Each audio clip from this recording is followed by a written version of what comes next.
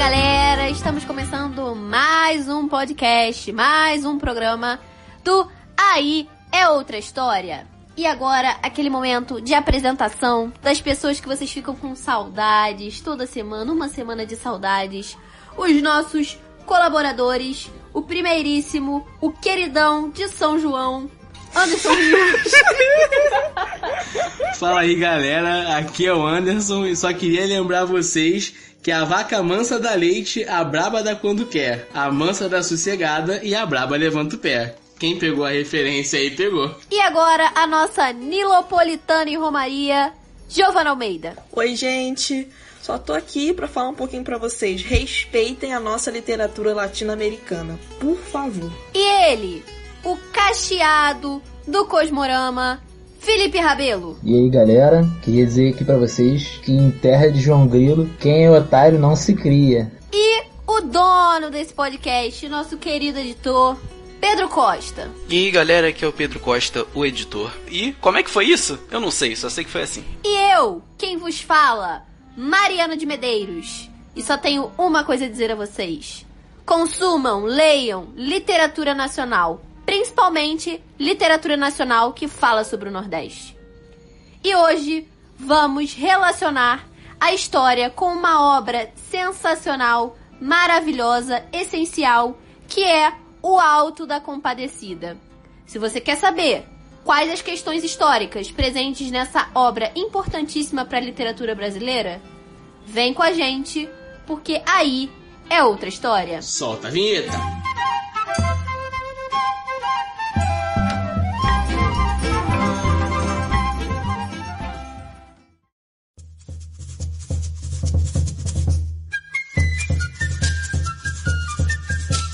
Então, galera, como eu disse anteriormente, hoje o nosso programa vai falar sobre essa obra incrível da literatura brasileira e também que foi adaptada para o cinema, O Alto da Compadecida, uma obra maravilhosa do autor Ariano Suassuna. E quais são as relações dessa obra literária / cinematográfica incrível com a história do Brasil? Descobriremos hoje no nosso programa. E aí, galera, me digam. O Alto da Compadecida foi escrito por Ariano Vilar Suassuna, nascido em Paraíba do Norte no dia 16 de junho de 1927, em Recife, e falecido no dia 23 de julho de 2014, bem recentemente. Esse grande escritor acreditava que poderia existir uma arte erudita a partir de certos elementos da cultura popular do Nordeste brasileiro. Portanto, então, ele sempre incentivava muito a todos a escreverem sobre o seu lugar de origem e também a incorporar outros tipos de expressões artísticas dentro de suas obras, como tipo música, dança, literatura, artes plásticas. E muito por conta disso também é que ele escreveu O Alto da Compadecida em torno de uma peça e não em torno de um livro, né? Já que ele acreditava que essas artes elas poderiam ser construídas em conjunto, seria muito mais interessante que esse livro dele fosse dirigido como uma peça. Agora, por que eu disse pra vocês que ele nasceu em Paraíba do Norte e não em João Pessoa? O Ariano Suassuna, ele veio de uma família rica, né? Podemos dizer assim. Porque o pai dele, que na verdade era João Suassuna, era até então, em 1927, o presidente do estado da Paraíba. E aí, nesse contexto político do Brasil, da década de 30, com o então presidente Washington Luiz e a Revolução de 30, o pai dele, João Suassuna, ele é assassinado por motivos políticos e a sua família acabou se mudando para a cidade de Itaperoá, né? Que inclusive é o mesmo nome da cidade fictícia que tem no livro dele, O Alto da Compadecida, né? O Ariano Suassuna, ele passou a vida inteira dele dizendo que quem assassinou os pais dele foi o João Pessoa. Isso não é confirmado, tá, gente? Isso é coisa que ele dizia da boca dele, importante frisar isso, tá bom? Isso é história dele, dizendo que a família Pessoa que assassinou o pai dele para que João Pessoa pudesse então assumir o cargo ali de presidente, né, da Paraíba, de governador do estado da Paraíba, que na época, né, João Pessoa ele era da chapa de Getúlio Vargas. Então, Vocês já imaginam aí todo esse contexto político, toda essa bagunça que estava acontecendo, e se isso pode ou não ter acontecido, né? Não temos fontes verídicas sobre isso. Isso é, como eu já disse, história do próprio Ariano Suassuna. Mas é interessante a gente perceber como que um dos maiores mestres da literatura do Brasil, né, nordestino raiz, ele estava totalmente envolvido nesse contexto político ali, e era de família muito... chamava muita atenção, né? Então, o Alto da Compadecida, ele é uma obra escrita em formato de teatro, ou seja, não é um livro que você vai ver uma narrativa contando exatamente uma história, você vai ver sempre uma construção como se fosse um roteiro de uma peça. O Alto da Compadecida, ele é muito relacionado a uma peça também escrita no século XVI, que é o Alto da Barca do Inferno, que também tem uma relação com a história do Alto da Compadecida, porque também é um julgamento final entre Jesus e o diabo. E só que o Ariano, ele vai adaptar essas questões que são trazidas na obra do Alto da Barca do Inferno para o Nordeste brasileiro. E falaremos melhor sobre essas questões durante o programa. O Alto da Compadecida, ele vai ser escrito em 55 pelo grandíssimo Ariano Suassuna. A sua primeira adaptação vai ser no Recife, em 56, e apenas em 57 a peça é publicada em formato de livro. O Alto, ele é um gênero literário que é basicamente uma peça, só que essa peça ela tem questões ligadas à religiosidade. É sempre uma peça ligada à questão religiosa. Por isso é chamado de alto. Existem vários altos, mas hoje a gente decidiu falar do Alto da Compadecida. Falando um pouquinho do contexto literário, né, do Ariano Suassuna, ele se coloca na escola literária do que a gente chama de modernismo. O modernismo aqui no Brasil, ele começa junto com a Semana de Arte Moderna em 1922. A Semana de Arte Moderna de 1922, ela é um movimento artístico que inclusive englobava escritores. E ela, que esse modernismo quer trazer? O modernismo aqui no Brasil, ele tem 3 fases. A primeira fase é exatamente essa, de que fala bastante de que o Brasil tem que ter uma cultura regionalista, nacionalista. A segunda também segue um pouquinho, mas essa terceira fase, que é chamada de Geração de 45, a qual o Ariano Suassuna faz parte, ela sai um pouquinho disso. Porque você pensa também no contexto, né? Geração de 45, uma geração que vem logo depois da guerra, da Segunda Guerra Mundial, de quando ela acabou. Então as pessoas estão ainda, muito nesse contexto globalizado ainda de um grande evento que acabou de acontecer. E, obviamente, também foi algo que, né, teve bastante impacto aqui no Brasil. Então, muitos desses autores que vêm na geração de 45, eles querem um pouco se distanciar das outras gerações do modernismo que dizem que você precisa realmente fazer uma arte só brasileira. Na verdade, eles querem misturar até outros gêneros literários e voltar com alguns, né, um pouco mais antigos, como, por exemplo, o parnasianismo.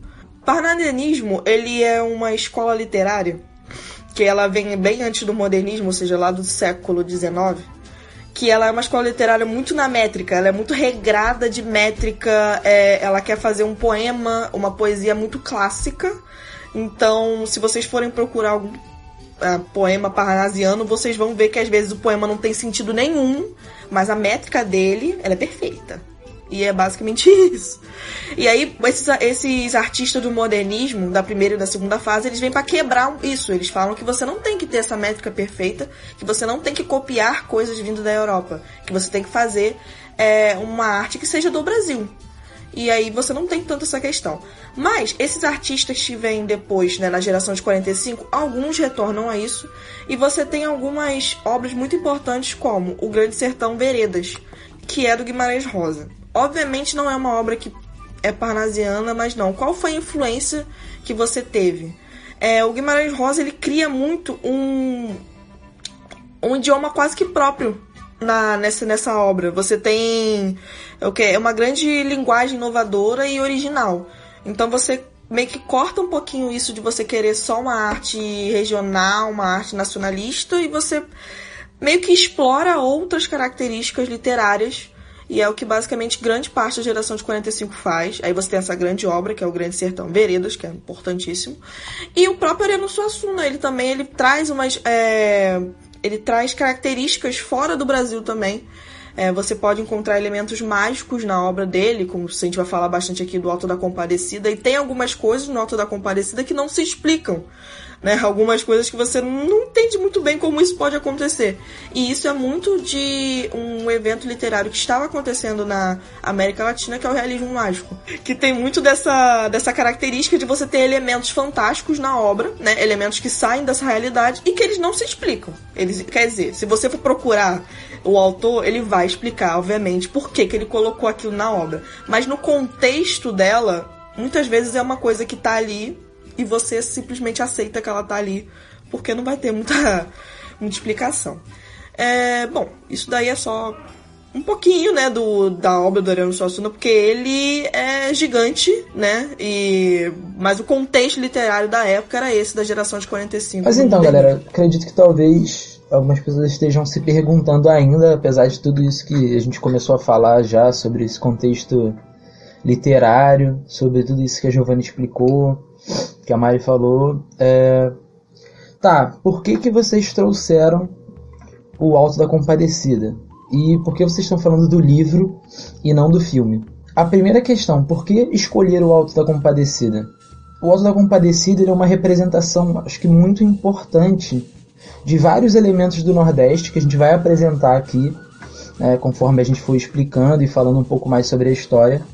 E acho que trazer o livro também é importante, porque muitas das vezes as pessoas não se dão conta daquilo que existe tão presente da cultura do Nordeste, da cultura nordestina, e acaba sendo sempre uma coisa muito estereotipada, mas é tão grandioso isso que o Ariano Suassuna traz na obra dele.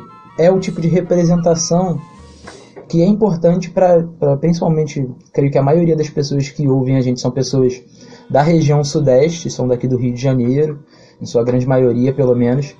Então é importante você ter contato com esse tipo de obra, você ouvir falar, e a gente espera que através disso que a gente está fazendo, vocês resolvam ler o livro, que não é o Universo em Desencanto, que vocês tenham realmente contato com essa literatura nordestina que é muito, muito, muito rica dentro da literatura brasileira, mas que muitas das vezes não é nem destacada como uma literatura nordestina. Alguns autores não são nem lembrados por serem nordestinos se eles não fizerem questão de impor isso nas obras dele, que não é o caso do Ariano Suassuna, porque ele o tempo todo tá reafirmando essa questão do nordestino. Então, assim, pra mim, eu acho que pra todo mundo é muito isso. Você pensar esse livro é importante não só pela riqueza dele literária, mas também por toda essa carga cultural e de representação do Nordeste que ele traz. Lembrando, acho que eu nem precisava falar isso aqui, mas eu vou falar. Nós vamos dar spoiler sobre a obra do Ariano Suassuna.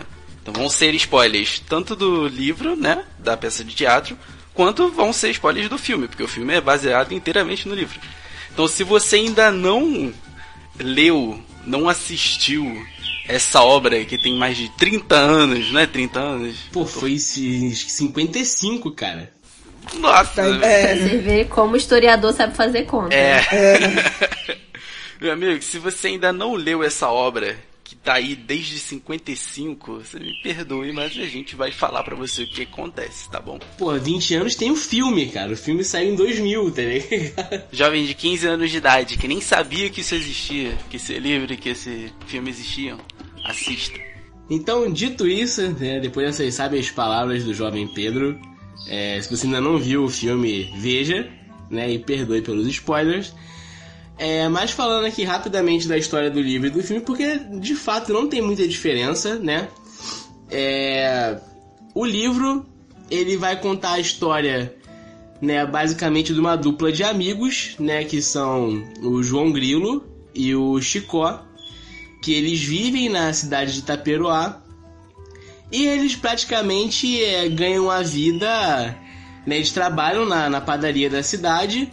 Mas o ponto alto, né, o grande X da questão é que, na verdade, o João Grilo, principalmente, ele consegue, né, ganhar e convencer várias pessoas a fazer o que ele quer, por conta das histórias e das tramóias que ele arma, né? Ele arma várias situações onde, no fim das contas, todo mundo acaba fazendo o que ele quer.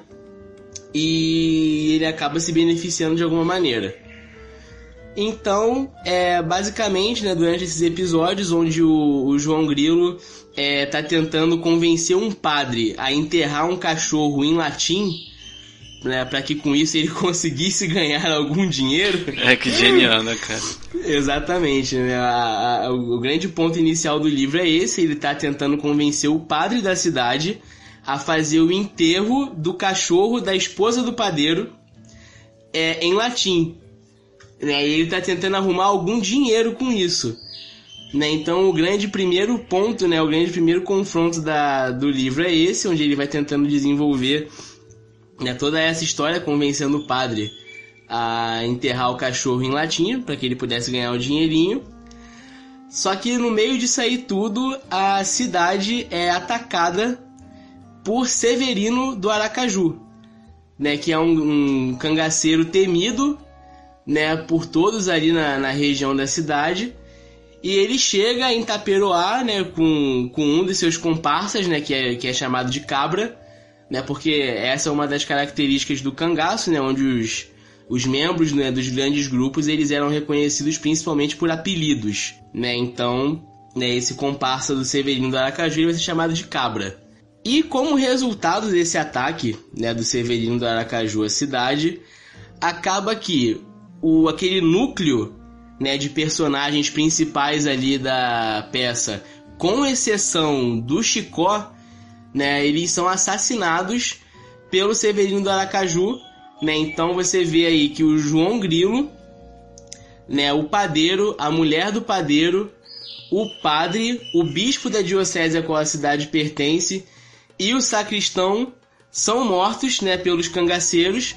Só que acaba também que por conta das artimanhas do João Grilo, o próprio Severino do Aracaju e o Cabra acabam morrendo, né? O Severino do Aracaju é morto pelo Cabra, né? O João Grilo convence o Cabra a matar o Severino do Aracaju, e o João Grilo também acaba matando o Cabra com uma facada na barriga, né? Então no fim, né, como eu falei, com exceção do Chicó, todo o núcleo principal de personagens é morto, e eles vão para ser julgados, né, para ver aí se no fim das contas eles serão salvos, né, e irão pro paraíso, ou se eles serão condenados e vão pro inferno.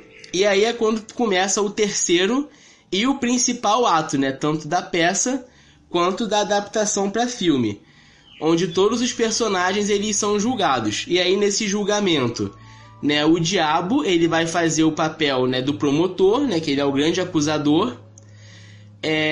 O juiz vai ser, no caso, né, Jesus Cristo, que no filme e na peça vai ser chamado de Emanuel. E a compadecida, né, que é Nossa Senhora, que é Maria, ela vai servir aí como uma advogada de defesa, né, que ela é invocada na hora que o João Grilo vai ser julgado, né, ele invoca ela para que ela possa interceder por ele, e ela acaba intercedendo por todos os personagens né, que estão ali passando por aquele julgamento. Então, assim, basicamente, né, sem entrar em muitos detalhes e sem expandir muito aí nas histórias, o enredo do filme é basicamente esse, do filme e do livro também, né, da peça, no caso. Então, galera, a gente, pensando um pouco sobre essa obra, como eu já falei anteriormente, ela traz uma série de representações, em especial daquele Nordeste que o Ariano Suassuna está falando. E uma das primeiras representações que fica bem clara é a representação dessa força da igreja dentro desse espaço, né, do quanto a igreja ela era importante e o quanto a sua presença ela era basicamente fundamental para o funcionamento dessas cidades e realmente para a vida das pessoas. Como o Anderson mesmo falou, toda a questão do livro ela começa, né, justamente com o João Grilo tentando convencer o padre a fazer um enterro do cachorro em latim, para o João Grilo conseguir ganhar um dinheiro. E aí o que é interessante de você pensar sobre isso, né? Por que ele ia fazer dinheiro com isso? Por que ele ia conseguir essa tramóia? Porque era algo importante para as pessoas, as cerimônias religiosas. Então a figura do padre e do bispo ali, elas demonstram realmente esse poder da igreja na região E é claro que aquilo acaba fugindo um pouco do estereótipo que as pessoas têm de um homem santo, né? Você vê que o bispo e o padre são figuras um tanto quanto controversas, né? E aí isso é algo que é muito bem construído pelo Ariano Suassuna, mas são duas figuras que vão trazer realmente essa representação, não só do Nordeste, mas do Brasil de uma forma geral, não só do poder da igreja também, como eu já falei, mas também dessa religiosidade. Como já foi falado aqui, a questão do alto, de trabalhar o elemento da religiosidade como algo muito importante, essa figura do bispo e do padre acabam sendo figuras importantíssimas para trabalhar outros pontos ligados à religiosidade, além só da santidade, mas também dos elementos que são terrenos. São dois personagens também que são muito avarentos, né? Podemos dizer. E eu acho que isso mostra um pouco do estereótipo, né? Daquele tipo de cidade do interior em que a igreja, nesse caso, digo, não só igreja católica, mas qualquer outro tipo de igreja de entidade religiosa, que ela acaba tendo um domínio monetário em cima daquelas pessoas que estão ali, né? Justamente porque elas acham que as obras da igreja e todas aquelas outras promoções de caridade devem ser feitas para a igreja em primeiro lugar, entende? Então a gente percebe nesses dois personagens um pouco disso também, de que, tipo, pelo fato deles serem muito avarentos e de eles serem muito visando justamente o lucro material, o que deveria ser o contrário do que a igreja faz, né?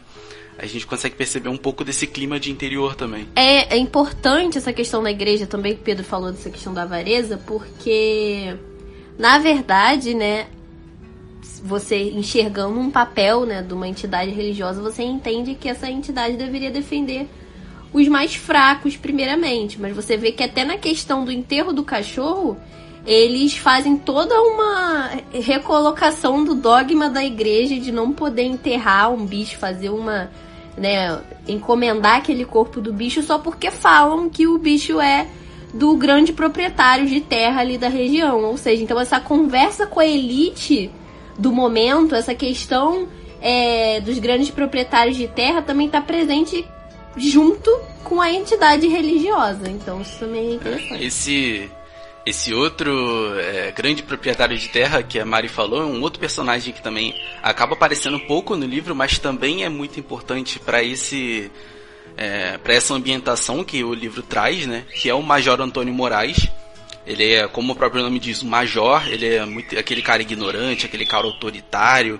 E é um cara que, pelo pouco que ele aparece no livro, você já percebe que ele é um cara que usa o seu poder, que ele tem um grande poder e uma grande influência na região, para fazer o que ele bem entende, sabe? E ele é aquela pessoa que é bem recebido por todos, todo mundo puxa muito o saco dele justamente por conta do dinheiro que ele tem e justamente por conta da presença que ele impõe.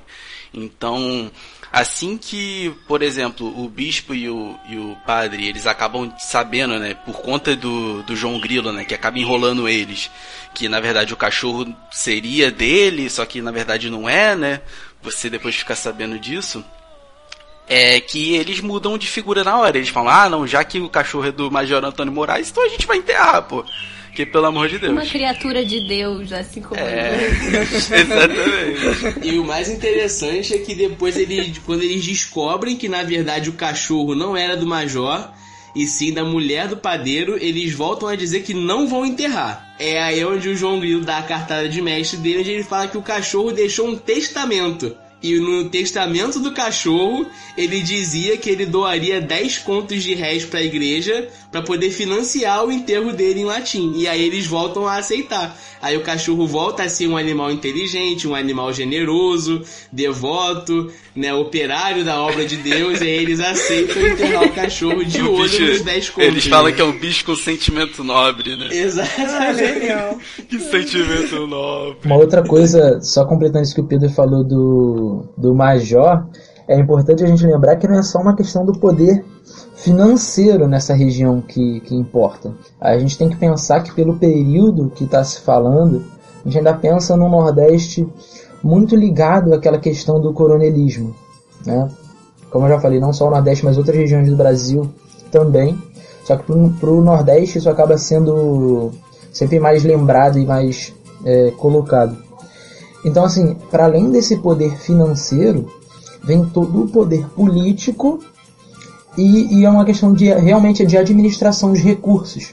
Normalmente esses caras eles têm um controle grande, um poder sobre a chegada de água na região, sobre uma série de coisas que são fundamentais para a existência daquela região, mesmo sobre um controle de benesses que podem vir da questão política, daquela coisa, né, de arrumar uma obra, de arrumar alguma coisa através da política, e quem faz essa ponte são esses caras. Então é importante se ter uma boa relação com eles dentro dessa região, muito por conta disso. Na verdade, esses coronéis, como o Felipe falou, têm a relação com o poder político direto da questão do coronelismo. Então, são essas representações que o Ariano vai trazendo, que apesar de estarem, entre aspas, num primeiro momento carregadas de estereótipos, mas na verdade é uma desconstrução que ele vai fazendo durante a obra. Sim, exatamente. E eu também acho importante a gente frisar aqui que o coronelismo ele não é algo que fica só no Nordeste. A gente está falando do Nordeste porque é um autor nordestino falando sobre a sua região. Né? Acho que ele, mais do que todo mundo, tem, né, o lugar dele, né, para contar a história. Mas é um fenômeno no Brasil mesmo.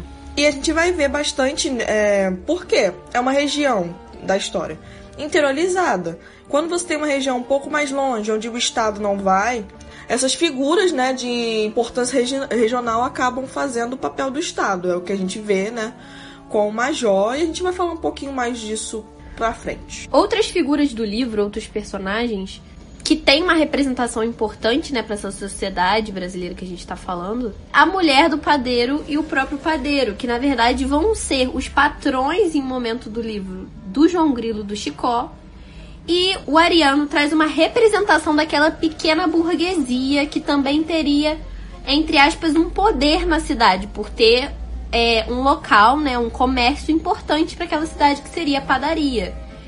E é importante, esses dois personagens são importantes porque apesar deles deterem, né, um poder financeiro relativamente tranquilo ali para a região e para a época, eles, ao admitirem o Chicó e o João Grilo, eles fazem tipo condições quase que sub-humanas de trabalho. Eles tinham que trabalhar por horas e horas por troca de alimento, muitas vezes. Então, por isso também que eles são julgados por Nossa Senhora e por Jesus ali naquele juízo final. E o Ariano traz essa representação daquela pequena burguesia. E também, né, dos adultérios, entre aspas, que a mulher do padeiro faz durante o livro, que traria, assim, o questionamento do papel daquela mulher do sertanejo nesse período. Que a gente vai ver que, na verdade, ele também desconstrói essa ideia, porque ela diz, né, no julgamento dela, que as pessoas não sabem o que ela viveu dentro do casamento para ela estar tendo aquelas atitudes. O próprio João Grilo, quando ele tá no julgamento, né, e um pouco antes disso também, ele afirma o tempo inteiro, né, que teve uma época da vida dele que ele ficou doente, muito doente, ficou acho que 4 dias de cama, 3 dias, não sei. E ele diz que os patrões dele trataram ele tão mal que nem um copo d'água levaram pra ele. Ou seja, eles estavam um pouco se lixando. Não, davam bife pro cachorro e eu com fome. Bife na manteiga, exatamente. Pro cachorro e ele com fome.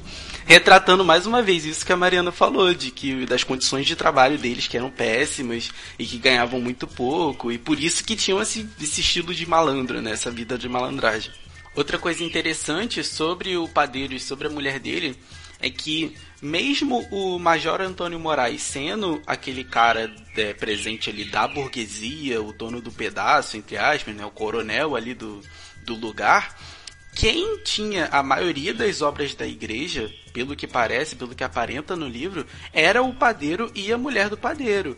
Que tem vários momentos do livro que eles falam que não ia mais ter pão para a igreja, não ia mais ter a vaca que faz o leite, não ia mais ter a doação semanal, mensal que eles fazem. O marido da mulher do padeiro, né? O marido da mulher do padeiro, né? Ele não ia mais fazer... O padeiro. O padeiro. É porque esses personagens eles não têm nome, né? Eles são o padeiro e a mulher do padeiro, né? E aí que o padeiro ele não ia mais fazer parte de um corpo lá da igreja, né? Então, tipo, você percebe que mesmo sendo o coronel, o cara com a maior autoridade ali, quem participava ativamente daquela região, daquela comunidade, era a pequena burguesia. Foi o que o Felipe falou, apesar que não era só um poder financeiro a questão do coronel, um poder político, que às vezes o poder financeiro exatamente não vinha nem deles diretamente. E aí, né, a gente também tem o João Grilo e o Chicó, né, que eles vão representar ali o povo, né, praticamente aquele povo do Nordeste, né, que daquela região seca, que é tido como um povo sofrido, mas também muito batalhador, e que sempre está tendo que usar tudo que está ao seu alcance para sobreviver, né, seja na luta contra a seca, ou seja, na luta contra esses grandes elementos do poder local, né, sempre ali para tentar garantir os seus direitos, né, a sua sobrevivência e o pão de cada dia, né. O João Grilo, ele é retratado como esse homem que, apesar de ser um homem trabalhador, honesto, ele sempre está ali, né, usando o seu poder de persuasão, a sua criatividade para conseguir que as pessoas façam o que ele quer, para que ele consiga de alguma forma se beneficiar. E o Chicó, ele já é aquele cara que é contador de história, né? A marca registrada dele no filme, né, e na peça também são as histórias que ele conta, né? Ele é famoso aí por contar esses causos e as pessoas não acreditam. O João Grilo questiona ele e fala: mas como é que foi isso aí, Chico? Ele fala: não sei, só sei que foi assim, né? Que aí, por exemplo, no livro ele fala que ele já conheceu uma mulher que ela tinha um cavalo que era um cavalo bento, né? Como se fosse um cavalo santo. E aí ele conta que o cavalo andou de não sei aonde até não sei aonde, que ele usou o cavalo para ir atrás de um garrote, que não sei o que. E aí quando o João questiona: mas como é que você conseguiu andar atrás de dois bichos e eles não se separaram? Ele fala: não sei, só sei que foi assim. E aí, enfim, esses dois personagens eles já vão aí, né, representar essa camada popular, né? Que vai estar aí em contraste com o poder religioso, com o poder local e com essa pequena burguesia que é representada aí, como o pessoal vinha falando, né, pelo padeiro e pela mulher dele. A gente, como o Pedro falou, a gente está falando de padeiro e mulher do padeiro, porque na peça eles não têm nome, né? Eles são descritos no roteiro como padeiro e mulher, ou mulher do padeiro, né? Assim como o padre e o bispo, eles também não têm nome, eles são descritos só como padre e bispo. Tem uma outra história do Chicó que é muito legal, que ele fala que ele foi pescar um peixe, e aí, na verdade, quem pescou foi o peixe que pescou ele. E aí ele fala que ele foi arrastado durante vários dias, vários quilômetros rio afora, e depois o peixe largou ele, se despede dele. E aí o João Grilo fala: ué, mas como que isso aconteceu? Como que o peixe te arrastou pro rio? Como que ele teve essa força lá? Ele: cara, não sei, só sei que foi assim. Inclusive durante o filme, quando o Severino chega na cidade, o João Grilo e o Chicó, eles estão, bem dizer assim, armando o maior golpe deles, né? Onde o João Grilo ia se passar pelo Severino e o Chicó ia, salvar ele, que não sei o que, só que aí acaba que no momento em que eles iam dar o golpe, quem chega na cidade é o verdadeiro Severino do Aracaju. Outra coisa que eu tava lendo, né, sobre a obra é que o João Grilo tem essa questão que a gente até já falou sobre aqui do anti-herói, né? Porque na verdade ele faz esses trambiques que não são algo talvez hoje em dia bem vistos, né? Até pela lei, mas é porque ele precisava sobreviver, cara. Ele não tinha opção. Não tinha opção de, sei lá, um trabalho digno, igual a gente já falou aqui. De uma vida digna. Então ele tinha que se virar. Então tem essa questão do anti-herói. Também é comparado, mais uma vez, com o Macunaíma, igual eu falei do Agostinho Carrara no nosso episódio. Se não ouviu o podcast Carrara Podcast, ouça, que você vai entender o que eu tô falando. Então o João Grilo também tem essa característica. Isso aparece na hora do próprio julgamento, né? Quando eles morrem e tal. É exatamente essa defesa de Nossa Senhora em relação ao João Grilo, né? Tem dois momentos, né? Quando o Jesus fala pro João Grilo que agora é a hora da verdade. Aí ele fala, é por isso mesmo que eu tô lascado, porque comigo era tudo na base da mentira. E aí depois Nossa Senhora fala que ele mentia, mas ele mentia. A esperteza dele era a principal arma que ele tinha pra sobreviver. Né? E aí ela conta a história dele, que ele vivia numa terra seca, que ele passava fome e tudo mais. Inclusive essa parte é linda no filme. Essa né? parte é linda no filme, exatamente. Estrelado pela grandíssima Fernanda Montenegro, Nossa Senhora. É perfeito. Uma outra coisa que eu acho importante a gente pensar sobre o Chicó e o João Grilo, que a gente falou aqui na verdade, mas a gente não deu esse nome, é que eles representam muito, não só o povo sofrido, mas essa questão da cultura popular, do contador de histórias. Isso é muito forte no Brasil inteiro, em especial em regiões de interior, né? O contador de histórias, como é o Chicó, o cara que vive das tramóias, isso faz parte de um elemento cultural importante para o Brasil, em especial nessas regiões interioranas. Então isso assim, para além de trazer o efeito cômico, né, que vem principalmente dos dois, que são extremamente engraçados tanto no livro quanto no filme, imagino que nas peças também devia ser, nunca tive a oportunidade de assistir, mas um dia, quem sabe. São elementos importantes para a construção dos dois, naquilo que o Ariano Suassuna tá realmente fazendo de representação da realidade dele. Então são dois personagens, para além de serem os protagonistas, que eles são centrais para essa construção também. Como nós estávamos falando, esses personagens eles são importantes também para a gente compreender esse momento da história do Brasil, para essa construção dessa imagem daquele período, né, que o Ariano escreve.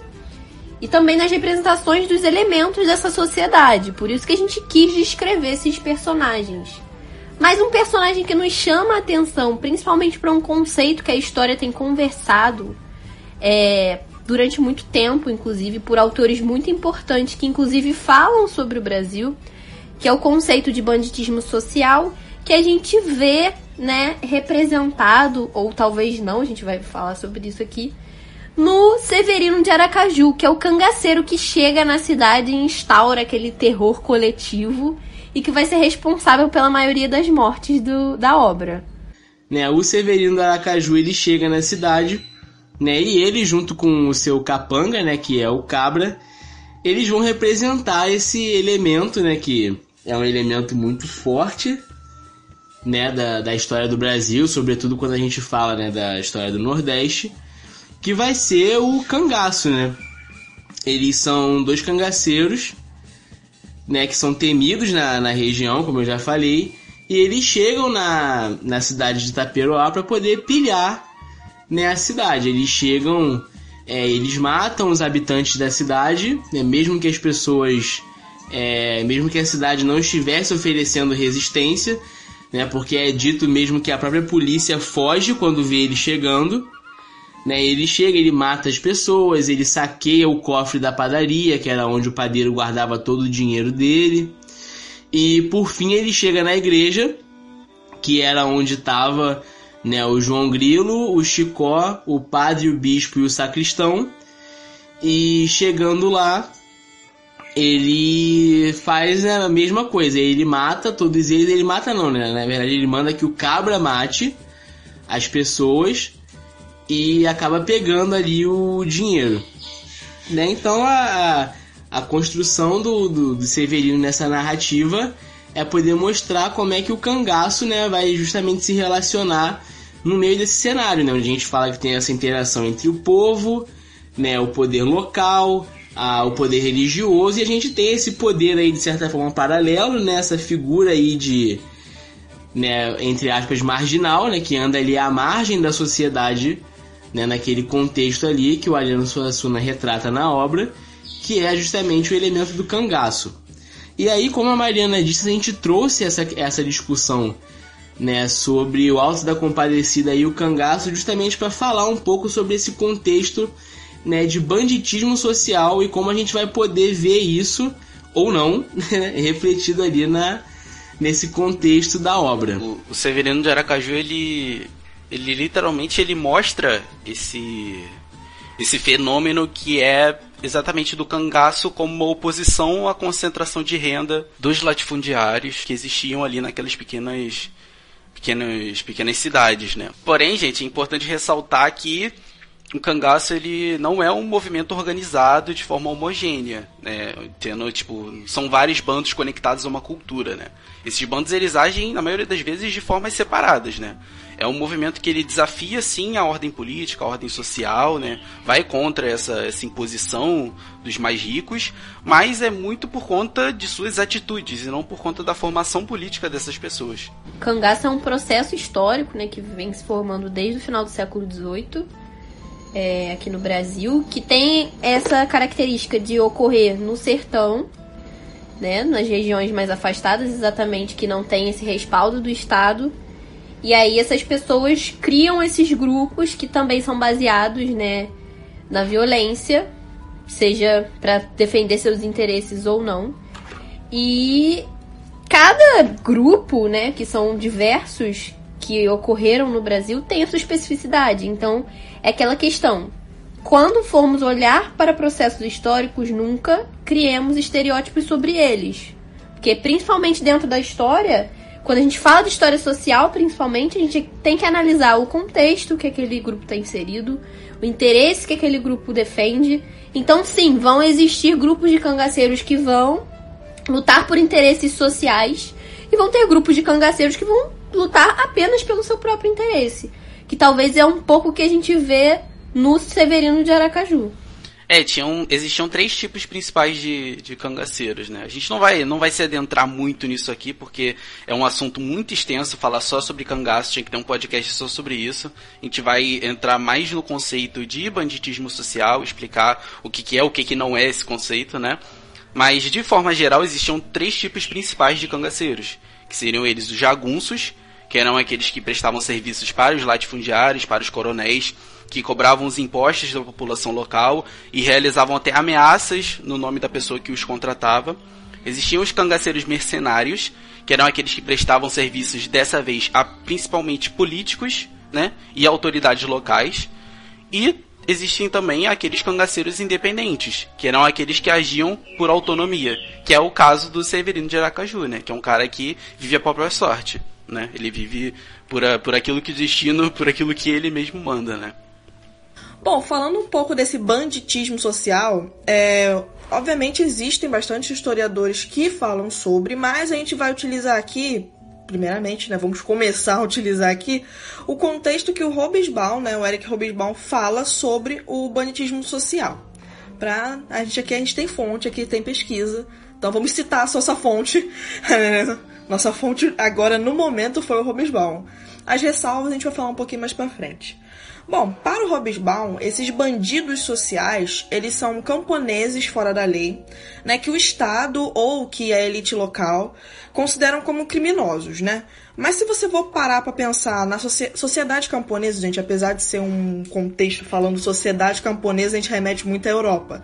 Mas o que ele tá querendo falar seria essa sociedade mais interiorana. Em oposição à sociedade urbana, né? Vamos dizer assim. A população citadina, como ele fala no livro. É bom lembrar que o Hobsbawm, ele é formado na escola britânica, então muitos desses termos, tipo assim, falando, camponeses, você fala, nossa, mas ele tá falando da Europa? Não. Ele tá usando um termo que, vamos ser sinceros, é mais utilizado na Europa, mas camponeses seriam realmente essa população interiorana, né? Esse bandido social, né? Ele seria mal visto por essa elite, por esse Estado, mas seria visto pelo seu povo como um herói, como um defensor, talvez um lutador pela justiça, talvez até um libertador, né? Seriam homens que, por aquela população, seriam admirados, ajudados, né? Apoiados. Essa é a definição que ele coloca primeiramente, e ele também divide esse banditismo social em 3 tipos, né? O primeiro deles seria o ladrão nobre, que ele coloca como uma comparação ao Robin Hood, né? Aquele que tira dos ricos para dar para os pobres. O segundo, ele seria tipo um resistente primitivo, né? Talvez ele contra uma elite que não seja local e ele tá ali resistindo culturalmente. E o terceiro seria o vingador, que é aquele bandido social que ele realmente tá ali para provocar um terror naquela sociedade, naquele local. Obviamente, como a gente falou, com muitas ressalvas, a gente vai falar aqui algumas partes que talvez a gente não Não concordo tanto, mas essa é a definição, né, que o Hobsbawm coloca para esse banditismo social. E aí, talvez o cangaço também é um pouco visto nessa relação do banditismo social. E é importante falar que até mesmo quando ele fala dessa parte do Vingador, né, no livro que ele escreve, que é chamado de Bandidos, né, o nome do livro, ele fala que essa questão do bandido visto como Vingador, ela é muito delicada, né, e você tem que ter muito cuidado ao querer categorizar esse bandido Vingador como uma espécie de bandido social, né, porque aí no decorrer do livro ele vai explicar que falta um pouco desse aspecto social para que o Vingador possa ser classificado como, né, integrante do banditismo social. Não, só uma questão quando a gente fala das obras do Hobsbawm, deixa claro que ele era um historiador marxista, então marxista tradicional, no caso, não marxista revisionista, então ele vai estar sempre escrevendo seus livros com a ideia sempre de uma luta de classes, ou seja, dessa questão da classe menos abastada, que seriam os trabalhadores, contra a classe mais abastada da sociedade, que seria essa burguesia. Então, por isso que esses bandidos sociais vão ser estudados pelo Hobsbawm, mas também muito trazendo dessa relação da luta de classes. Eu falei de marxismo revisionista, porque tem historiadores que são marxistas, ao contrário do Hobsbawm, mas que já não entendem exatamente as suas interpretações quando falam de sociedade exatamente dessa maneira. Então, só para deixar claro para quem não é da academia. E deixando um pouco mais explicado aí o que a Mari falou, né, para quem não tem realmente muito contato com esse meio acadêmico, quando a gente fala de marxista, né, são pessoas que fundamentam, né, o seu modo de pensar e de produzir, né, na obra de Karl Marx, principalmente, né, na obra de Karl Marx, né, só para deixar claro aí para vocês poderem fazer as associações. E, né, aqui nessa parte do nosso programa, né, a gente vai focar um pouco mais no que no grupo, né, que o Hobsbawm vai classificar como sendo os bandidos vingadores, porque nesse livro que a gente está falando, que como eu já falei é o livro Bandidos, é onde ele de fato começa a falar sobre o cangaço brasileiro.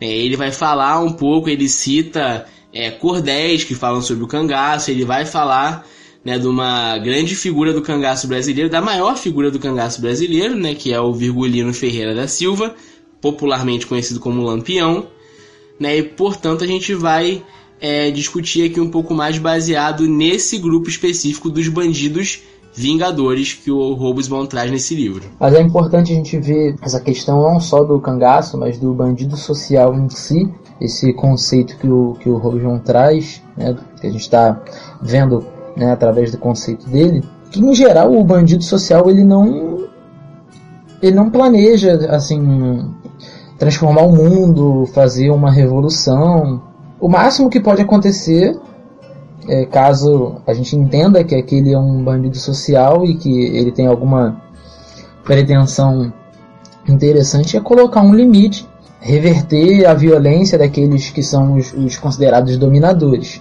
Eles não estão tentando modificar uma estrutura, eles não estão tentando acabar com um sistema de opressão e exploração, nada disso. O que eles estão tentando dar um certo limite, recuperar algumas questões. Mas eles não vão colocar uma revolução, uma mudança tão grandiosa assim. Se você levar esse conceito, né, do banditismo social para a obra do que a gente está falando, né, a obra do Ariano Suassuna, eu acho que talvez não se encaixe tanto. Porque, pelo que é descrito, o Severino ele não exatamente é uma pessoa que vai lá e vai distribuir, entre aspas, essa riqueza que está querendo fazer uma equidade. Ele meio que está indo meio que para destruir mesmo, se eu não estou errada. É essa questão mesmo. O Hobsbawm, ele vai falar que você não pode classificar muito bem, é o que eu falei, você não pode classificar muito bem cangaço como um banditismo social, porque o cangaço geralmente não tem essa pegada social. Essa questão de erradicar a desigualdade, porque ele fala que o Lampião, por exemplo, ele era um herói, ele era visto como um herói, mas ele era um herói ambíguo. Porque com a mesma facilidade com a qual ele fazia o bem, às vezes ele ajudava pessoas necessitadas, ele dava comida aos pobres e tudo mais, mas com a mesma facilidade que ele fazia isso, ele matava de maneira, assim, indiscriminada. Né? Eles eram, de fato, bem cruéis, entendeu? Eu acho, inclusive, que a gente não pode cobrar muito até essa consciência, né, de classe. Como a própria Mari falou, o Hobsbawm, ele é um escritor marxista, então, obviamente, ele vai colocar classe em basicamente todas as obras dele, e essa luta de classes em todas as obras. Eu acho que é muito complicado a gente querer ver o cangaço, né, como um movimento que tá lutando ali pra... sabe, lutando para poder fazer essa equidade, essa igualdade entre classes. Eu acho que os cangaceiros em si não tinham a menor consciência disso. Eu acho que é muito mais uma reação daquele povo que está sofrendo pela ausência do Estado do que tentar ser uma igualdade em si, né? Tanto que o próprio Lampião, quando você vai ver a história dele, nunca foi a grande vontade dele ser cangaceiro, né? Acabou que foi, tipo, consequência do destino, consequência daquela realidade dele, que ele acabou sendo cangaceiro, mas eu acho... Assim, eu concordo com certos conceitos, mas eu acho que é meio complicado você querer colocar toda essa consciência, eu acho que não cabe. Não sei vocês, mas eu acho que não cabe tanto. Você percebe que, no caso do Lampião, vem de um sentimento muito mais egoísta do que uma coisa... em prol de todo um envolto que tá em volta dele, sabe? Ele quer, cara, eu quero mudar as minhas condições de vida, e o jeito que eu arranjei pra fazer isso aqui é sendo cangaceiro. Então, até mesmo em relação às pessoas que ajudam os cangaceiros, né, por aí, que a gente sempre tem na época, né, que os cangaceiros, eles param muito de fazendas em fazendas, de lugares em lugares, pedindo ajuda para as outras pessoas, né, e a gente percebe um sentimento muito parecido para essas outras pessoas, né, de dizer, caramba, olha só, uma pessoa que como eu, né, muito humilde, muito pobre, que tá tentando se virar de alguma forma, então eu sou simpatizante dessa pessoa porque eu me inspiro nela. Até por isso, por essas questões, né, até como Giovana falou, de análise do Hobsbawm da questão da classe estar sendo a principal forma interpretativa, né, dessa sociedade, de sociedades, né, porque ele não fala só sobre cangaço no livro, mas depois, posteriormente, outros autores vão começar a contestar essa visão do Hobsbawm acerca do que é o banditismo social e tentar conceituar essas questões do banditismo a partir de outras definições, outros conceitos que esses autores também acham, inclusive autores marxistas também acham que além da classe precisam ser ditos, né? É muito que a gente estuda, né? O principal historiador marxista revisionista, que é o Thompson, ele fala, né, nos livros dele, que a gente precisa de outros conceitos além da classe para entender a chamada história social, ou seja, aí vem autores depois, influenciados por Thompson, que falam, precisa estudar raça, classe, gênero, sexualidade, tudo para se compreender essas especificidades desses grupos. E aí sim falar de banditismo social ou não, ou seja, o conceito que for sendo analisado dentro do marxismo. Sobre isso aí que foi falado, assim, eu acho que é importante colocar 2 pontos. O primeiro é que o que eu acho bacana desse livro do Hobsbawm é que no começo ele mesmo reconhece que esse conceito de banditismo que ele está trazendo é algo super complicado de você trabalhar, justamente por um motivo que a gente já citou aqui, que é de que são grupos que atuam de formas diferentes, né? Que eles podem apresentar características diferentes dependendo do contexto social onde eles vão surgir, da localidade, enfim. E aí ele fala que ele sabe que é um conceito necessário, que é um conceito importante você delimitar bem, só que ele fala que, ao mesmo tempo, ele reconhece que é algo que funciona muito mais num campo teórico do que num campo da prática, né? Porque em termos práticos é muito complicado você pegar vários grupos que têm sim características em comum, mas que também tem muitas coisas que vão mudar e você querer colocar eles nas mesmas caixas, né? Por assim dizer. Então ele já traz isso no próprio livro. E um outro ponto também é sobre a questão da própria história do Lampião, né? Porque o que se diz, né, pelo que eu pude ver aqui, a visão mais corrente é de que Lampião teria ido, né, teria começado a sua vida no cangaço depois que a família dele foi expulsa das terras onde ele vivia por uma falsa acusação de roubo. Né, eles são expulsos, eles ficam sem terra, eles ficam sem ter onde viver. E aí, a partir disso, ele compra, né, um punhal e um rifle, junta, né, pessoas ali que ele conhecia, que viviam situações parecidas com a vida dele. E aí ele investe, né, ele organiza um ataque contra essa família que expulsou a família dele e mata todos eles. Né, e aí, a partir disso, ele não viu muito mais o que fazer, além de se tornar essa figura, né, esse bandido errante, que aí depois acabou sendo conhecido aí como a maior figura, né, a maior e mais famosa figura do cangaço aqui no Brasil. Inclusive um dos marcos históricos de algumas interpretações quando a gente fala de cangaço é que acabaria o cangaço no Brasil a partir da morte do Lampião.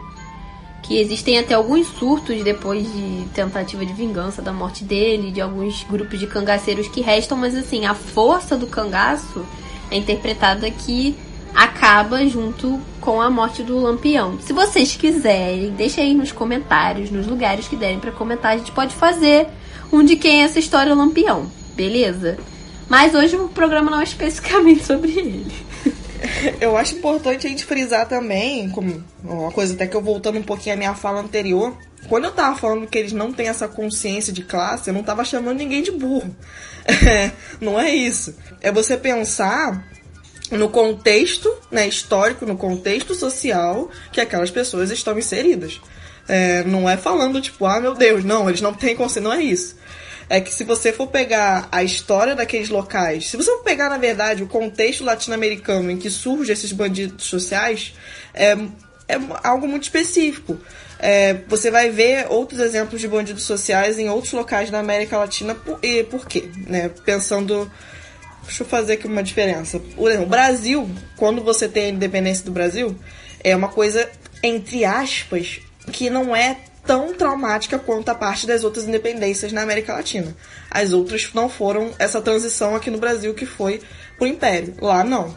Lá foram a libertação em si. E aí, nesse momento que há essa libertação, eu juro que eu vou explicar como é que eu vou chegar nesse contexto. Que há essa libertação em si, você tem regiões muito separadas e você tem muitas guerras civis que acontecem nessa região que era da América Hispânica. E com isso, o que você vai ver? Uma população que é muito interiorizada, e nessa população interiorizada surgem pessoas, surgem líderes que, por essa população interiorizada não ter a presença do Estado, esses líderes meio que tomam o lugar do Estado. E muitos deles até são utilizados pelo Hobsbawm como alguns exemplos de bandidos sociais. Ele chega a falar até do Pancho Villa no México. Eu esqueci quem ele cita na Colômbia, mas enfim. Ou seja, existe todo um contexto histórico que leva àquilo. Não é simplesmente a pessoa não tinha, ela quis se rebelar contra o Estado. Não. É um contexto de uma população que foi levada ao interior, que não tem uma representação do Estado, e que com isso é muito fácil um líder carismático, né, chegar e conseguir, como é que eu vou dizer? Conseguir ter esse apoio dessa população. E não que esse líder seja a coisa mais linda do mundo, como a gente está falando do próprio Lampião. Não que ele seja a pessoa mais correta do mundo, nem nada. Tanto que a gente pode ver aqui que você tem coisas que... ações que a gente vai achar ok, e ações que são muito complicadas a gente analisar, da violência que muita gente falava, né? Que o próprio grupo do Lampião participava. Mas, querendo ou não, é uma representação daquele momento. É um líder que ele cria esse poder carismático exatamente pela ausência do Estado. É o que a gente está falando aqui no podcast inteiro. É uma região... Por que eu fiz esse paralelo com a América Hispânica, né? A antiga América Hispânica? Porque quando você tem também... o cangaço, a gente está falando de logo depois... É um contexto que, como a Mari falou, vem desde o século XVIII. Mas agora, quando a gente está falando de Lampião, a gente está falando do século XX. E é logo após essa proclamação da República, se eu não me engano, que o cangaço do Lampião em si, ele tá no seu período ativo. A região do Nordeste foi uma região que foi muito esquecida. Você tem a capital aqui no Rio de Janeiro, você tem tudo muito focado aqui nessa parte do Sudeste, e a parte do Nordeste em si ela é muito esquecida. Então você também tem essa população interioriana. Você também vai ter essa ausência do Estado, e tanto que você vai ter revoltas em si logo após essa proclamação, né, da República. Todo esse contexto em si, que eu não tô querendo ser palestrinha, é só que eu acho que você tem todo um contexto que ele é propício para o surgimento desse tipo de bandido social. Se você quiser colocar ele como bandido social, se você não quiser, ok. Mas eu acho que é um contexto muito parecido que acontece na América Latina em si, que ele é propício para o surgimento desse tipo de líder. Se você quiser também chamar de líder, você não pode, nada obrigado, mas são pessoas importantes que tiveram seu papel regional muito importante ali. Sim, é excelente, Gil. E é exatamente uma coisa que você falou aí que é importante. A gente está falando de Lampião aqui, não significa que a gente esteja fazendo uma exaltação a todas as atitudes ou ações do Lampião, ou necessariamente uma crítica, mas é uma figura que ela é importante e muito representativa nesse espaço. É uma das grandes figuras da história do Brasil. Falar sobre o cangaço é muito importante, e falar sobre Lampião dentro do cangaço é fundamental, né? Dentro de cangaço não tem como você querer falar sobre e acabar não esbarrando nessa figura de Lampião. Mas isso aí que você colocou eu achei muito pertinente. São questões, são processos, né, como a gente vem falando aqui, diversas coisas que vão aparecer, que vão acontecer, que vão auxiliar nessa formação do cangaço e na criação desses grupos. Então acho que é importante a gente entender isso, e não colocar necessariamente como heróis ou como vilões. A gente tem que entender que eles eram pessoas que naquele momento foram marginalizadas, estavam à margem do Estado, e que a saída que elas encontraram foi aquela. A forma que elas encontraram de agir foi aquela. Então acho que isso foi fundamental a gente tentar colocar aqui nessa discussão.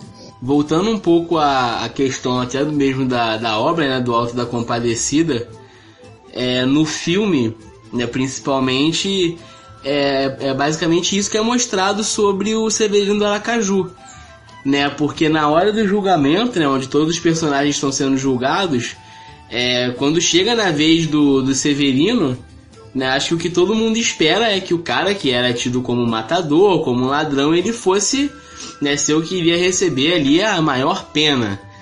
E na verdade, a realidade que o filme mostra não é essa, né? Durante o julgamento, o Severino ele é absolvido diretamente pelo próprio Emanuel, né, ou Jesus no caso, né, falando que o que aconteceu com o Severino é que na verdade ele havia enlouquecido, porque quando ele ainda era criança, ele viu a família dele inteira ser assassinada, né, brutalmente assassinada pela polícia local.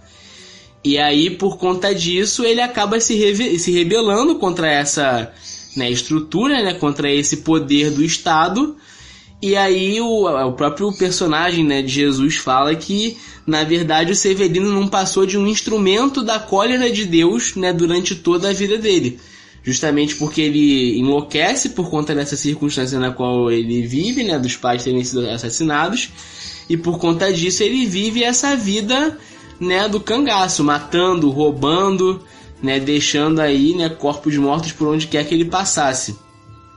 E aí por conta disso ele é absolvido, né, pelos seus pecados. E eu acho que isso aí ilustra muito bem essa questão, né, de tanto, né, de Lampião quanto do cangaço de uma maneira geral serem vistos até hoje como assim, entidades muito ambíguas, né, que ora vão ser retratadas como verdadeiros heróis ou como produtos de um meio, né, e em outros momentos eles vão ser tratados aí como, né, bandidos, né, indivíduos que devem ser caçados, como aconteceu, né, com o Lampião. O bando dele foi caçado, né, existiam milícias, né, naquela época, né, ali no final do século XIX, começo do século XX, existiam milícias cuja principal e única função era caçar e exterminar grupos de cangaceiros, né? Então você vê aí a ambiguidade que essas figuras tinham, né, no contexto aí, nessa história.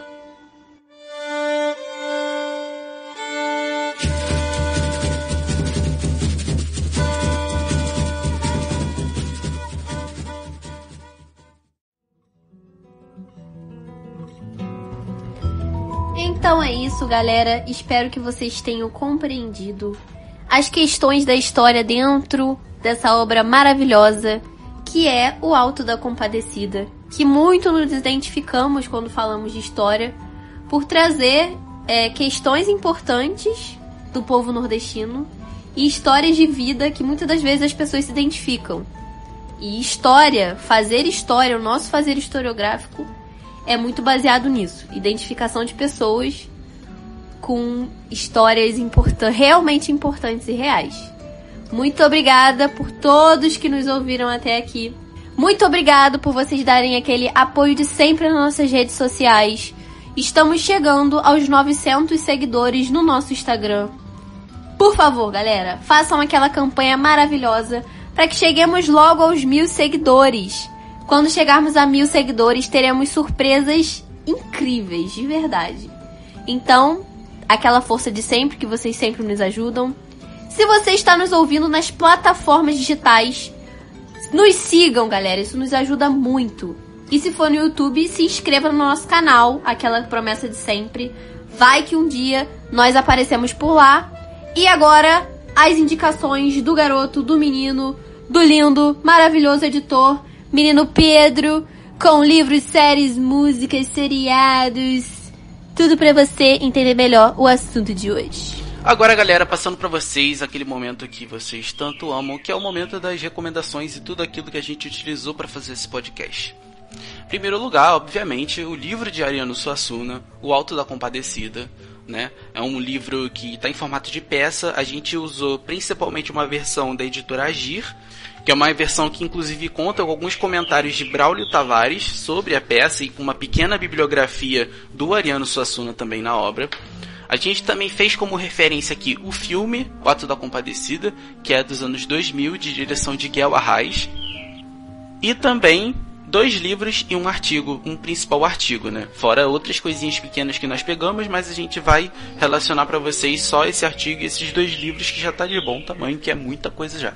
O primeiro dos artigos é um artigo que a gente teve contato na universidade, né? Que um professor nosso passou pra gente, que foi Nas Trilhas do Rei do Cangaço e de suas representações, 1922 a 1927, de Vesclei Rodrigues Dutra. Me desculpa, Vesclei, se eu falei o seu nome errado, tá? Mas qualquer coisa, a gente manda aí pra vocês o nome direitinho anotado se alguém quiser, tá bom, gente?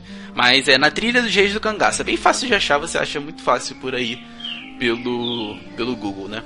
Outros 2 livros que nós usamos foram 2 do Hobsbawm, que seriam o Bandidos, que é o principal, a nossa principal base para esse podcast aqui, para a gente falar sobre a relação do bandidismo e do cangaço, e também o Rebeldes Primitivos. No caso do Rebeldes Primitivos, não é o livro todo, são só alguns capítulos que ele fala sobre isso, mas que também dão pareceres muito importantes sobre o assunto. E é isso. Então é isso, galera. Muito obrigado por ouvirem mais um dos nossos podcasts, porque aqui a história do Nordeste, aí é outra história. Um beijo pra vocês.